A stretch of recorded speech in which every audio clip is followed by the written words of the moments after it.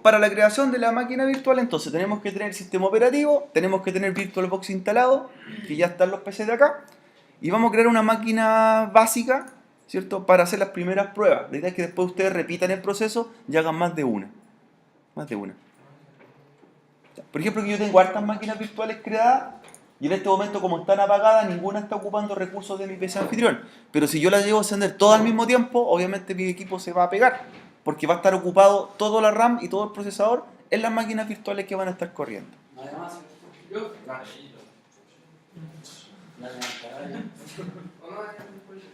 más probable es que si levantan VirtualBox, se van a encontrar que no tienen ninguna máquina creada y la idea es que la vamos configurando de acuerdo a las necesidades. Armemos una máquina virtual preparada para el taller de hoy día. ¿Ya? Luego que nosotros ya aprendamos a hacer máquinas virtuales, ya podemos trabajar lo mismo en un PC real. En un PC real.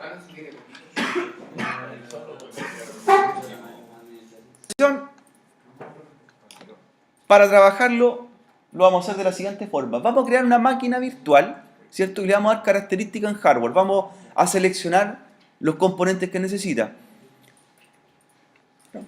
La cantidad de procesador, la cantidad de RAM, la cantidad de disco duro, depende del equipo anfitrión, ¿cierto? Porque no todos quizás tenemos las mismas características técnicas en el anfitrión y por eso tampoco no podemos hacer tantas máquinas virtuales. Entonces, creamos una máquina virtual, una nueva máquina virtual, y le asignamos un nombre para que la identifiquen después en sus talleres, ¿ya? Este nombre que le damos a la máquina virtual no es el nombre real que va a tener, solamente para identificarla en el programa, ¿ya? Aquí el nombre que usted quiera, el nombre que le asigne puede ser cualquiera acá, ¿ya? Después tenemos que configurarla en la realidad de esa máquina, cómo va a tener las cuentas, ¿cierto?, de usuario y todo internamente.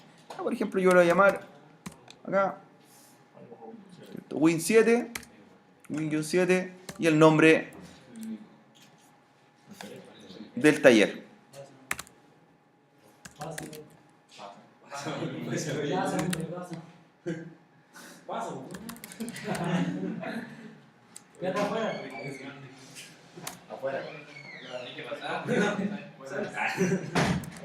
Entonces ya tengo mi máquina virtual y selecciono el sistema operativo. En la virtualización pueden elegir distintas plataformas, ¿cierto?, para armar dispositivos móviles, dispositivos, ciertos servidores u otros. En este caso vamos a trabajar con Microsoft Windows, ¿ya? Y el sistema operativo que puede ser soportado, ¿ya? Vamos a trabajar con Windows 7 32 bits, ¿ya?, para poder hacerlo compatible con los distintos tipos de arquitectura que podamos trabajar, ¿ya? Win 7 32 bits. Esa va a ser la arquitectura base que vamos a armar el PC. Por lo tanto, ya va a asignar un procesador de esas características, ¿ya? Importante reconocer que en la virtualización aquí no se define, por ejemplo, un procesador de una marca en específica ni una memoria RAM de un fabricante, sino que habla de una memoria RAM de una capacidad X y de un procesador X. Aquí no es Intel, ni es Atom, ni AMD, ni nada. Es un procesador simplemente. Lo mismo que la RAM. Entonces, creamos una máquina virtual. ¿Ya? Sistema operativo, Microsoft Windows, Windows 7 32 bits. ¿Ya? Procesador de 32 bits. ¿Qué diferencia encontraría con el 32 bits con 64 bits? Uno más rápido que el otro, ¿no? ¿Sí o no? sí. ¿Seguros? No, es ¿Seguro? Aquí hay un problema de concepto. no es más rápido, sino que se pasa mañana. Puede ejecutar más tareas simultáneamente, pero no más rápido, ¿cierto? Eso sí. Eso tiene que ver con el FSB que se llamaba, A ver, el procesador. Frontside boost. A ver, los procesadores, para poder transmitir hacia la placa, necesitan una cantidad de canales de comunicación que son filamentos de la placa, ¿cierto? ¿Cierto? Circuitos. Entonces, uno tiene más circuitos que el otro. Entonces, si tengo más circuitos, puedo transmitir mayor cantidad de datos. Pero eso dependiendo de ese cable, ¿no? Del frontside boost. Tiene que ver, claro, con el canal de bus de datos. Tiene que ver el canal de bus de datos. Esto imaginen lo mismo que pasa en las carreteras. Si tenemos una carretera que tiene 4 vías, pueden circular 4 automóviles al mismo tiempo, ¿cierto? Lo que pasó el otro día, el fin de semana. La carretera en Chile tienen, ¿cierto? Tienen dos vías, norte y sur, pero pueden circular a la vez 4 vehículos, ¿cierto? 2 al norte, 2 al sur. Pero en un momento querían pasar 8 vehículos en los peajes. Ahí se produce un cuello de botella. ¿Qué significa? Que la cantidad de datos que quieren transmitirse es más grande, ¿cierto?, que el canal de comunicación. Entonces lo que hace el procesador 64 bits permite transmitir mayor cantidad de datos simultáneamente, o sería una carretera para nosotros más ancha. En realidad, eso es. No que ande más rápido, porque igual las carreteras son a 120 km por hora, pero sí pueden circular mayor cantidad de vehículos. ¿Ya? Pero evita los cuellos de botella. ¿Qué noto yo en la realidad como usuario? Que mis programas se van a pegar. Tengo más de un programa abierto al mismo tiempo y estoy con un procesador de 32 bits, tengo la sensación que esos programas van a pegarse en algún momento, se van a colgar. ¿Ya? Esa es la diferencia. No más rápido, pero sí más fluido. ¿Ya? Procesador 32 bits o sistema operativo 32 bits entonces, para simular este hardware. ¿Ya? Luego, en la virtualización me pregunta cuánta RAM quiero asignarle a este PC. ¿Ya? Ojo, no es que yo lo que quiera, no es al ojo, tampoco. De hecho, los sistemas operativos están establecidos para trabajar con cierta cantidad de RAM. ¿Ya? Por ejemplo, si yo voy a trabajar con un sistema operativo de 32 bits, ¿cierto? El requisito mínimo en este caso es 512 MB de RAM. Nada más que eso. ¿Y para el 64 bits era 3 GB para arriba? ¿Uno? Uno. Ah, ya digo. Uno. ¿Ya? En la virtualización, otro detalle. Nunca voy a poder hacer una máquina virtual que ocupe más recursos que la máquina anfitriona. Por ejemplo, si mi PC tiene 4 GB de RAM, a la máquina virtual no le puedo dar 4 GB de RAM. ¿Cierto? Porque ¿qué pasaría? Se levanta la máquina virtual, pero ¿cómo levanto la máquina anfitriona? ¿Cierto? Ocupa más recursos. Entonces, de hecho lo limita. Y me manda, ¿cierto?, hoy una advertencia, que no puedo pasarme más que la cantidad de RAM física. Vamos a hacerlo con 512. Vamos a hacerlo estándar todo esto. 512 MB de RAM. ¿Ya? ¿Qué marca de RAM me está diciendo ahí? No habla de un fabricante, sino que 512 con la velocidad estándar. Eso lo podemos modificar después. Luego me pregunta que vamos a crearle un disco duro virtual. ¿Ya? Recuerden que va a ocupar espacio del disco duro físico para esa máquina que estamos armando nosotros, ¿cierto? Estamos ocupando esos recursos. Vamos a crear un disco duro virtual nuevo, ¿ya? Y después vamos a seleccionar incluso la tecnología del disco duro que vamos a tener, si es SATA, IDE u otra. Se puede elegir también, o más de un disco duro. ¿Ya? Lo vamos a crear disco duro virtual, ¿ya? Me va a preguntar en un momento qué tipo de disco virtual voy a crear, ya que vienen las características. Si estamos trabajando con el programa VirtualBox, el que se elige siempre es el VDI, disco virtual. Recuerden que este es un disco que también va a simular una velocidad, revoluciones por minuto, va a tener un tamaño, exactamente como si lo comprásemos de fábrica y lo instalamos. Los otros tipos de discos virtuales que aparecen por ahí, que ahí menciona como el VHD o el VMDK, son para darle compatibilidad a esta máquina virtual que estamos usando para usarla con otro programa. Porque no solamente VirtualBox es el único software de virtualización, hay otros más. Está VMware, por ejemplo, está Citrix, está ZenServer, pero la diferencia es que los otros son de pago. Entonces lo que podría hacer yo es crear una máquina virtual, por ejemplo, como tipo VHD, la creo como VHD y esta máquina virtual yo la puedo sacar de mi PC y levantarla en otro programa de virtualización. Esa es la compatible, ¿ya? O VMDK, por ejemplo, para un software que se llama VMware, que es de pago.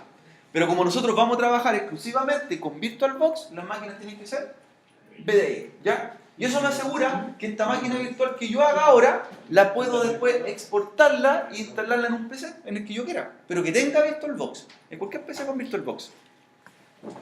Entonces, VDI va a quedar esta máquina virtual como máquina de VirtualBox, ¿ya? Aquí me pregunta cómo quiero hacer el disco duro y me da dos opciones. Aquí vemos la diferencia. Me dice que puede ser reservado dinámicamente o de tamaño fijo. ¿Qué diferencia tiene elegir una o la otra? Ejemplo, si nosotros estamos armando un PC, ¿cierto? Estamos poniéndole todos los componentes de RAM, procesador ahora, incluso vamos a seleccionar disco duro, y supongamos que elegimos que el disco duro que va a tener esta máquina invitada que estamos creando, le asignamos 100 gigabytes. 100 gigabytes. Un disco de 100 gigabytes virtual. Perfecto. Y mi PC anfitrión tiene 400 gigabytes. Inmediatamente se van a descontar los 100. Entonces mi PC, ¿con cuánto va a quedar? Con 300. Si yo elijo tamaño fijo, lo ocupe o no ocupe esos 100 gigas, los descuento inmediatamente de mi disco duro anfitrión. Yo pierdo 100 gigas. En cambio, si lo selecciono reservado dinámicamente, yo creo un disco de 100 gigas y ese disco no va a tener los 100 gigas utilizables, sino que va a ir creciendo a medida que le instalamos más cosas. Porque si yo instalo ahora Windows 7 en un disco duro de 100 gigas, a lo más va a ocupar en la instalación 5 gigas, ¿cierto? Ustedes se dan cuenta de ello. Usted tiene un disco de 1 terabyte, ¿y cuánto ocupó el sistema operativo? 10 gigas, 5 gigas, y le sobra un resto. ¿Ya? Esa es la diferencia. Yo les recomiendo que lo hagan reservado dinámicamente. Así el disco va a ir creciendo hasta cuánto como máximo? 100 gigas, y no se va a pasar de ello. En cambio, si lo dejo como tamaño fijo, inmediatamente ocupa los 100 gigas, ¿cierto? Tenga o no tenga instalado nada en esa máquina virtual. Entonces, mucho espacio. Recomendación, reservado dinámicamente, joven. Reservado dinámicamente.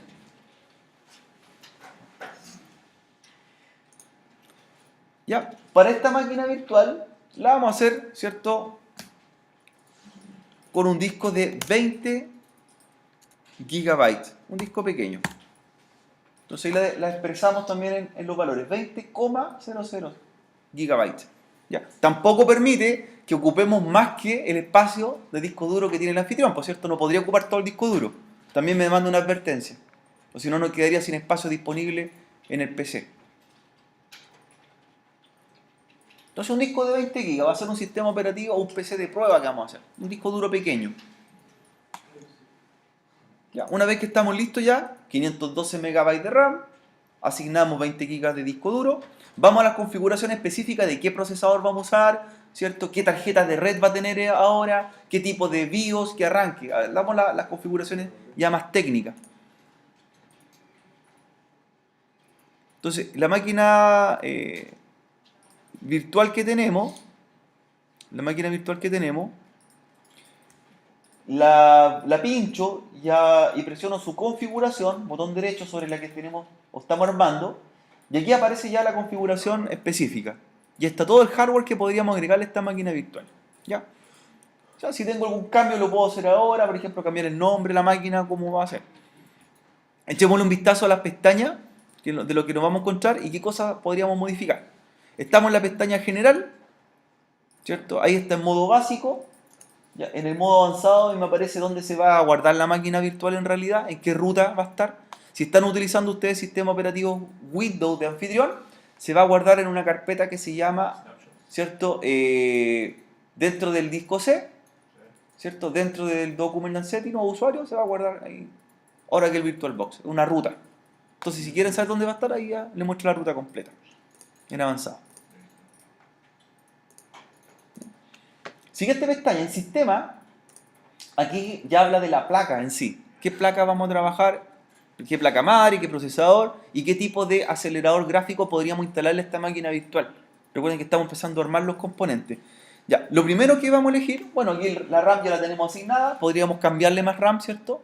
Es importante que si usted más adelante quiere ponerle más RAM a esta máquina, tiene que apagarla, igual que un equipo real, ¿cierto? No la puede hacer en encendido. Hay que apagarla, agregarle más RAM y aparecería con un módulo adicional.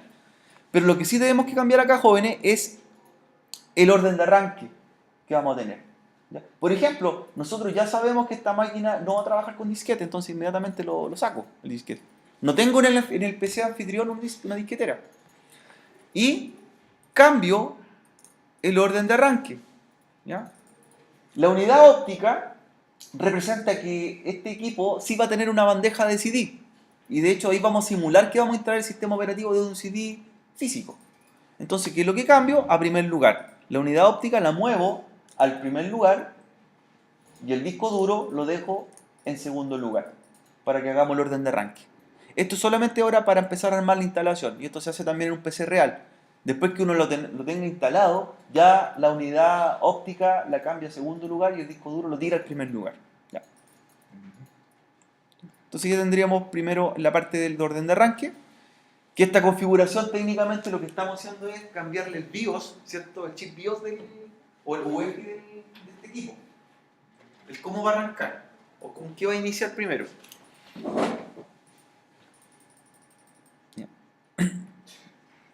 En procesador, en la pestaña siguiente, ahí me muestra cuántos procesadores podría trabajar. Es importante que dependa del procesador físico que tienen, cuántos núcleos en realidad. ¿Ya? Si yo, por ejemplo, tengo un procesador de 4 núcleos, podría agregarle 4 CPUs a este equipo. ¿Ya? Pero como nosotros vamos a trabajar con un sistema operativo de 32 bits, ¿cierto? Trabaja con uno o máximo 2. ¿Ya? Con uno es suficiente, un procesador y un núcleo, nada más que ello. ¿Ya? Vamos a trabajarlo solamente con uno. ¿Ya? Y lo que se llama ahí como límite de ejecución, o 100%, me indica cuánto va a ocupar de ese procesador virtual que vamos a trabajar. Ejemplo, si mi equipo anfitrión tiene 4 núcleos, ¿cuántos núcleos van a quedar disponibles físicos para trabajar ahora? 3. Porque esta máquina virtual ya ocupa 1 cuando esté en uso.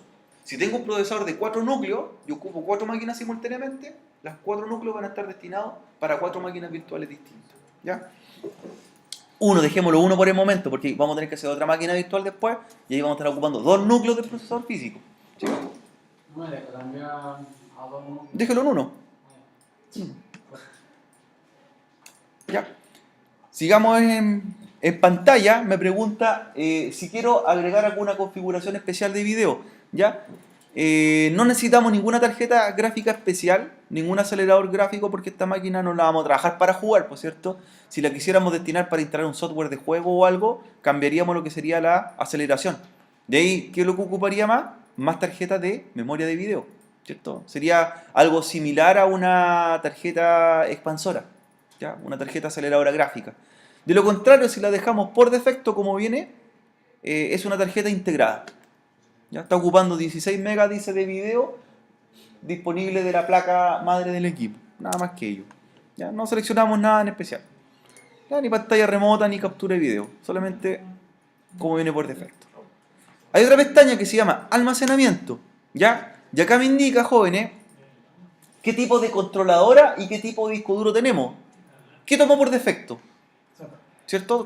Un controlador SATA en el cual ya tiene una bandeja de CD ocupada y tiene un disco duro. En una placa SATA se pueden instalar hasta 4 dispositivos. O sea, yo podría instalarle ¿cuántos discos duros más? 3. 3 discos duros y el lector. O podría instalarle 2 lectores, 2 discos duros. Para nosotros, para este taller, basta que tengamos un disco duro virtual y el lector de CD, que ahí vamos a hacer la instalación de Windows 7. De hecho, si yo pincho el disco duro, ya me dice cuánto es el tamaño virtual que va a tener, 20 gigas como máximo, y ya tiene ocupado 2 megabytes, ¿cierto? Que son información propia donde se va a almacenar el sistema operativo o kernel del sistema operativo. ¿Ya? Si quisiéramos instalarle más disco duro, lo podemos hacer. De hecho, en la misma pestaña aquí que tenemos en la controladora SATA, ahí me dice agregar unidad óptica o agregar disco duro. Yo le podría agregar más, hasta 4 componentes en total. Lo que vamos a hacer, eso sí, vamos a agregar la imagen ISO del sistema operativo en la bandeja de CD, ¿cierto? Vamos a montarla, técnicamente abrir la bandeja e instalar el CD.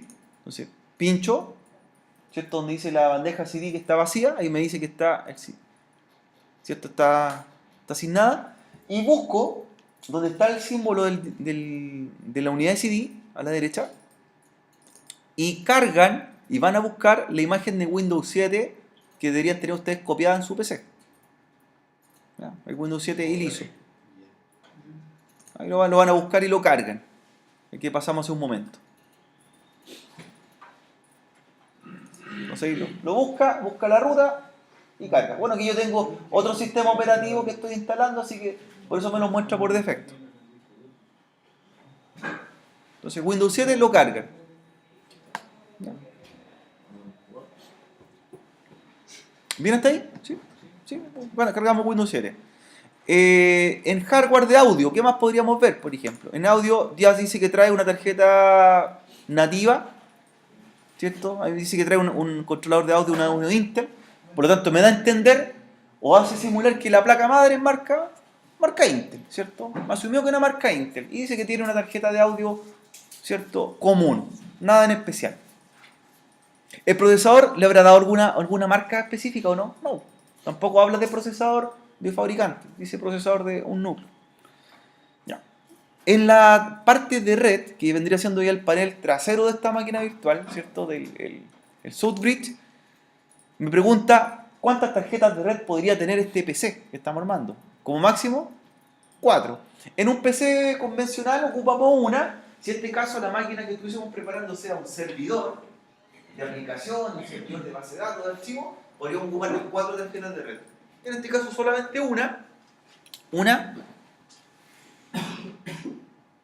tarjeta de red y la vamos a cambiar. Tenemos que cambiar el modo de la tarjeta de red. ¿Ya? Nosotros, como vamos a hacer un taller entre las máquinas que van a estar trabajando, máquinas virtuales entre ellas, las vamos a dejar como red interna. Red interna. Si nosotros quisiésemos que nuestra máquina virtual saliera al exterior, saliera de nuestro PC y se pudiera comunicar con otras máquinas virtuales de la red, la dejamos en modo adaptador puente. ¿Ya? Adaptador puente para que salga de la máquina anfitriona al exterior. Red interna para que trabaje solamente con las máquinas virtuales que están dentro del equipo anfitrión. ¿Ya? Esa es la diferencia, con uno o con el otro. Nosotros lo vamos a trabajar como red interna. Red interna tiene habilitada una tarjeta de red, una solamente, el resto no las vamos a tocar, solamente con un adaptador de red. Y hay una pestaña que aparece como avanzadas, esa la despliegan en la configuración, ¿ya? Y ahí me simula qué tipo de tarjeta debería tener, ¿cierto?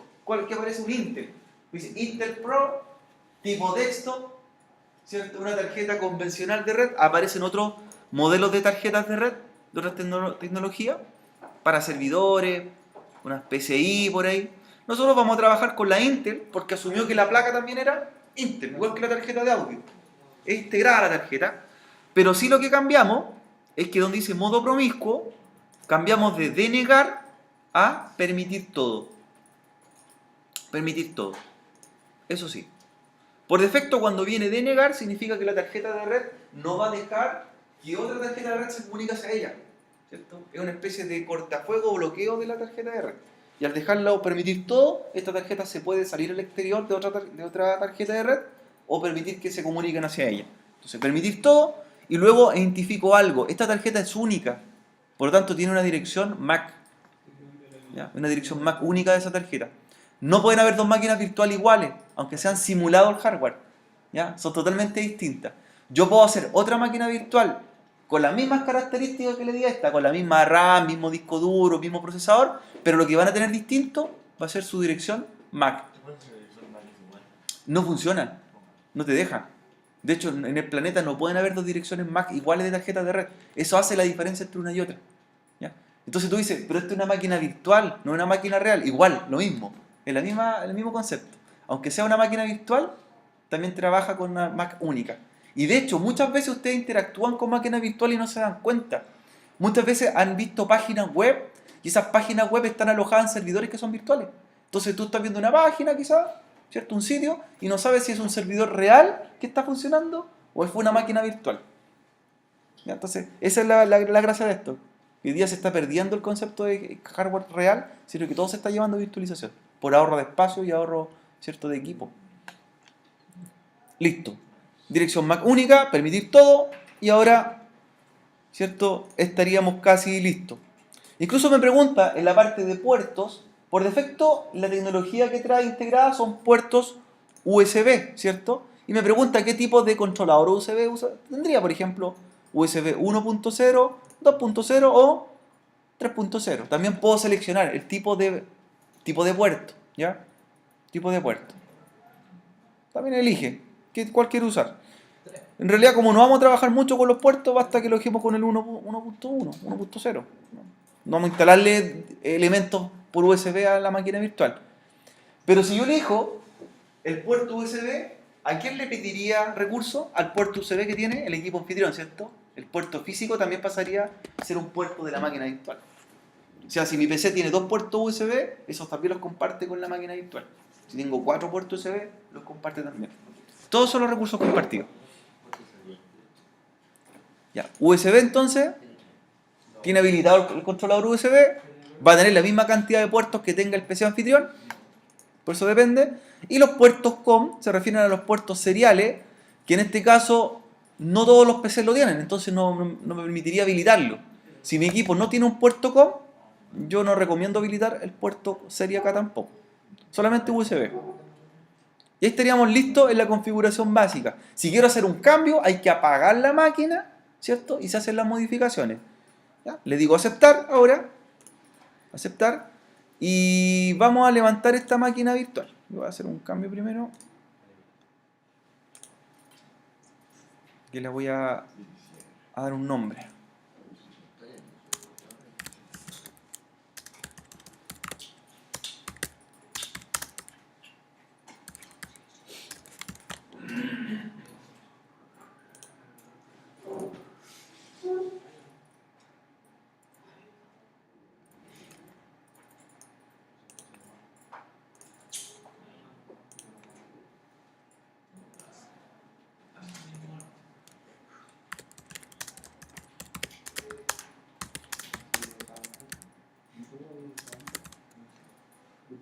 Ya.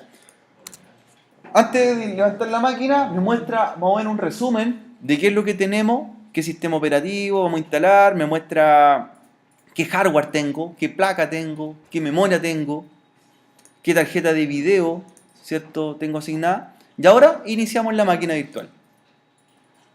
La iniciamos. Cuando arranca la máquina virtual, ¿cierto? Por primera vez, incluso yo puedo hacer con el botón F12 un arranque de buteo. Yo lo puedo repetir. Mira, si se pasaron, lo pueden hacer al inicio. ¿Ya? F12. Voy a apagar la máquina y la voy a reiniciar para que alcance a moverlo. Cuando arranca, F12.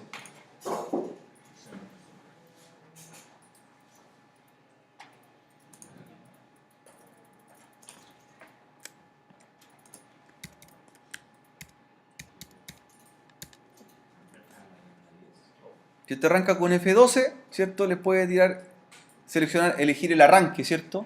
Y entra el BIOS en realidad. ¿Sí? Entra el BIOS.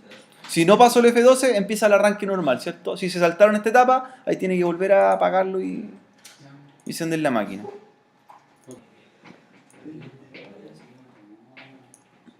Si seleccionamos el CD-ROM, ¿cierto? Es lo mismo que el arranque automático que tuvimos, porque ya lo dejamos predeterminado. Predeterminado, ya. Y va a comenzar la asistente de instalación. Vamos a hacer la instalación básica ahora. La idea es que después repitamos y creemos otra máquina virtual también para hacer pruebas entre ellas. Idioma español, ¿cierto? Formato de hora español Chile. Recuerden que ahora en mayo viene un cambio horario. Debería actualizarse. Teclado latinoamericano. La otra cosa importante es que la máquina virtual, ¿qué detecta de tipo de teclado? Detecta el teclado que tengamos físicamente en este momento, ¿cierto? Lo asume. ¿Ya? Y lo vamos a la instalación. Instalación. Veamos ahora lo siguiente. Quiero que creen otra máquina con las mismas características. Y veamos si podemos instalar 2 sistemas operativos o 2 máquinas virtuales al mismo tiempo. ¿Ya? 512 de RAM. ¿Cuánto era en disco duro? 20 GB. Y esta la dejamos instalando y vamos haciendo otra al mismo tiempo. ¿Qué van a notar ustedes? Que en el PC anfitrión va a empezar a andar un poco más lento, ¿cierto? Porque ya estamos ocupando recursos de hardware en otra máquina virtual. Vamos haciendo al mismo tiempo. La idea es tener 2 máquinas virtuales. Y esta, ¿cierto? Nos pregunta después la instalación personalizada. Les va a aparecer el disco duro de 20 GB que teníamos en un principio, que está vacío. ¿Y qué tecnología es? SATA. ¿Ya? La pregunta es, ¿cuántas revoluciones por minuto será ese disco duro? La pregunta es. ¿Cómo podríamos saber cuántas revoluciones por minuto tiene el disco duro? En realidad, lo que te muestra es las revoluciones por minuto o las que tiene es la del equipo anfitrión. Si tu disco duro anfitrión tiene 9600, esa máquina virtual también 9600 revoluciones por minuto. Es igual que el disco real, ¿ya? Igual que el disco real. En espacio sin asignar le elegimos opciones de unidad, ¿ya? Seleccionamos nuevo y elegimos el tamaño máximo que me puede entregar. Si le dimos 20 GB, aproximadamente va a elegir 20.480 megabytes, ¿cierto? Está expresado en megabytes. Aplicar, aceptar, y ahí sí terminamos con siguiente. La pregunta es, ¿qué se guardará en ese espacio? Porque si bien originalmente seleccionamos un disco de 20 GB, dice que van a haber 19 punto algo disponible para la instalación del sistema operativo, ¿cierto? Donde se va a instalar todos los archivos, pero me reservó un tamaño, algo. Esa reserva que hubo ahí se guarda para unos archivos especiales que tiene el sistema operativo, en el cual está un documento que se llama el kernel. Y el kernel es el núcleo, el corazón del sistema operativo. Es el que permite el arranque y todas las configuraciones que tiene. Ahí está. Todos los sistemas operativos tienen un kernel, sea Linux, Mac o Windows, o el que sea, ¿ya? El tamaño depende también del sistema operativo que estés trabajando, pero no son más de 100 megabytes que se guardan. Ahora sí que le digo, ok, el sistema operativo se va a instalar acá, y el kernel se va a instalar en el otro espacio. Que eso lo vamos a ver en más detalle después cuando estemos trabajando con sistemas operativos. Y ahí instalando. Entonces, preparo otra máquina virtual inmediatamente con las mismas características. Con las mismas características.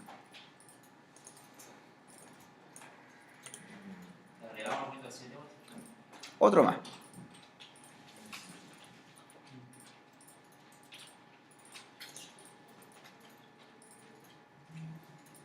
Entonces, crear otra máquina virtual. También de 32 bits. Y le instalan, igual que la anterior. Hacen dos máquinas virtuales.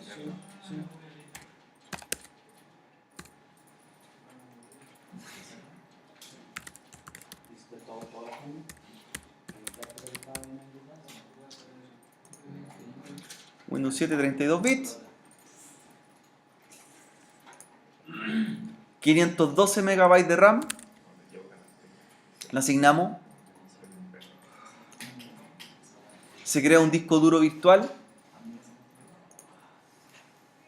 tipo VDI.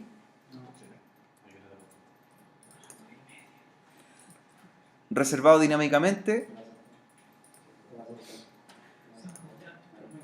de 20 GB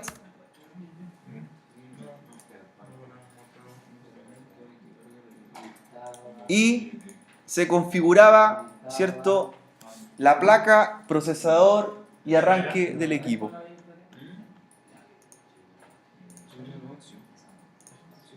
A ver si se recuerda, en sistema, ¿qué cambiamos? El arranque, ¿cierto? Eso, demarcamos el disquete y la unidad óptica al principio, para que arranque directamente. ¿Ya? Procesador, lo dejamos por defecto, un núcleo, un procesador. Un núcleo procesador de la máquina virtual.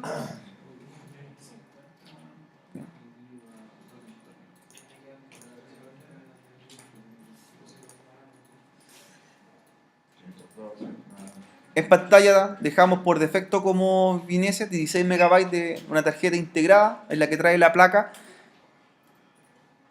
la que trae por defecto, no es una aceleradora gráfica ni una tarjeta para jugar video. También la podría crear ahí, habilitación de una tarjeta gráfica. Es una controladora SATA que tiene un disco duro tipo SATA y hay que hacer el montaje del archivo o el ISO del Windows 7, ¿cierto? El archivo de instalación. Ahí lo buscan, ¿cierto?, en la bandeja que está vacía y cargan el Windows 7. Lo cargan en la controladora SATA. En audio lo dejamos por defecto y me dice que es audio Intel, por lo tanto me da a entender que una placa Intel, por eso el audio integrado Intel también.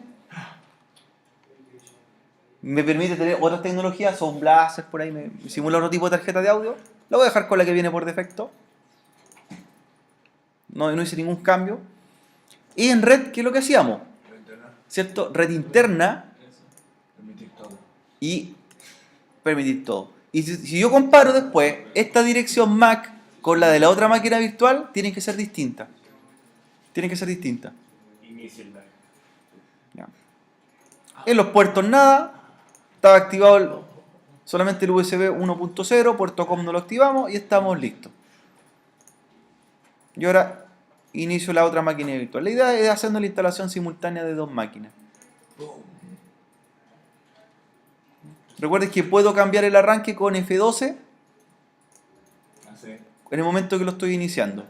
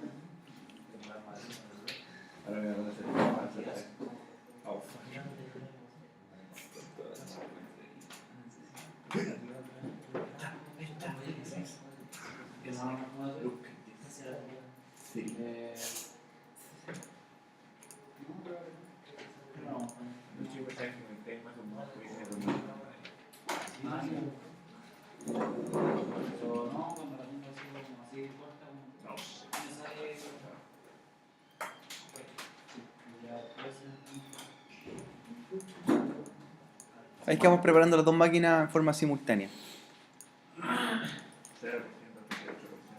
Ya, en este momento yo tengo en uso 1 GB de mi equipo anfitrión, ya que a las dos máquinas le di 512 de RAM. En el momento que están encendidos. Y el disco duro también.